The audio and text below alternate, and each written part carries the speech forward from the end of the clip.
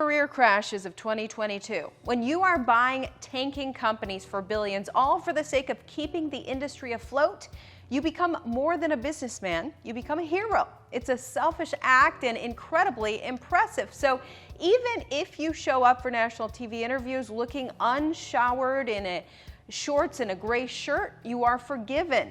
Some would also look at it as a gallant display of humility. Despite the billions, you remain humble. It's reminiscent of Mark Zuckerberg when he appeared wearing a gray shirt and a pair of jeans for his first interview. He was young, brilliant at his job, but so down to earth. But we miss something. The Zuckerbergs of this world come only once in a lifetime. So when Sam Bankman-Fried, aka SBF, crashed and burned, it shouldn't have shocked the world, but it did. In this video, let's discuss why and go through some of the worst career crashes in 2022 and how they could affect 2023. Sam Bankman-Fried, SBF, is to crypto as Lehman Brothers was to mortgages. This disaster could have pulled the crypto industry down to a level that changes its whole nature and culture.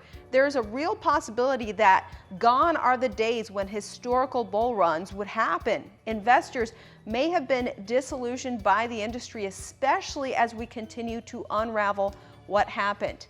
It was so easy for SBF to trick the system. He made the pyramid scheme look like Monopoly. He claims he's down to around $100,000 in cash and is still faced with charges of fraud.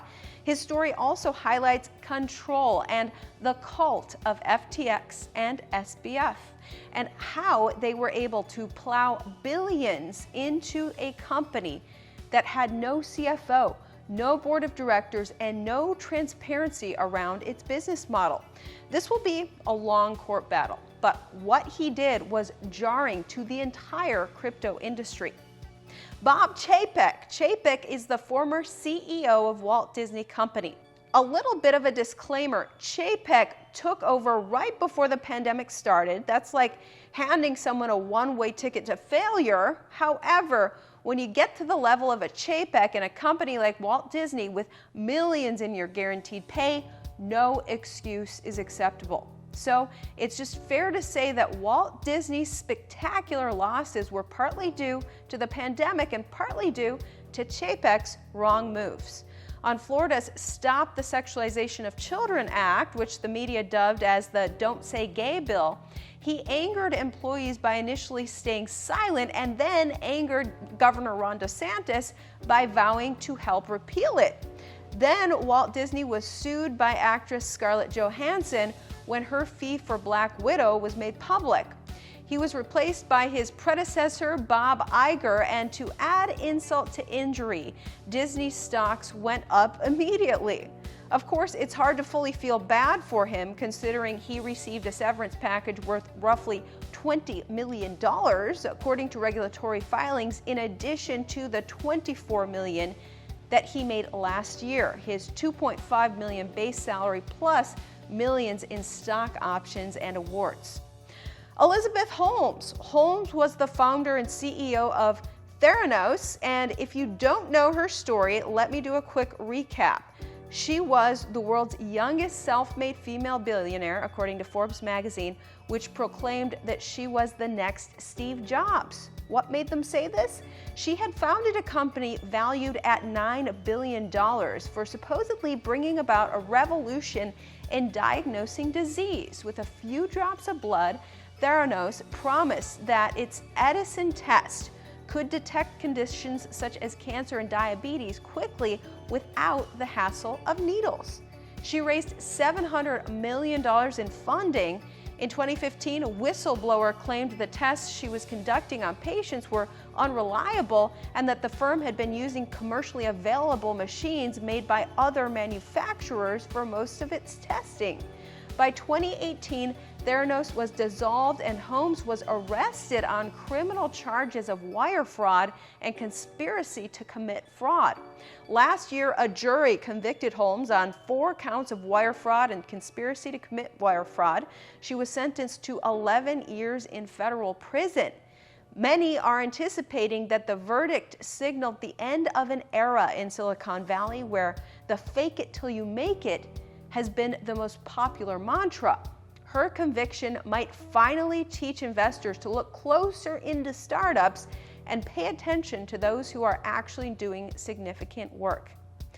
Will Smith turned Hollywood against each other for an industry that's been solid and unified in almost every social issue and fashion taste. That's hard to do. And he did it in less than 5 seconds. He walked up to Chris Rock in the middle of the Oscar ceremony after Rock joked about Smith's wife, Jada Pinkett Smith.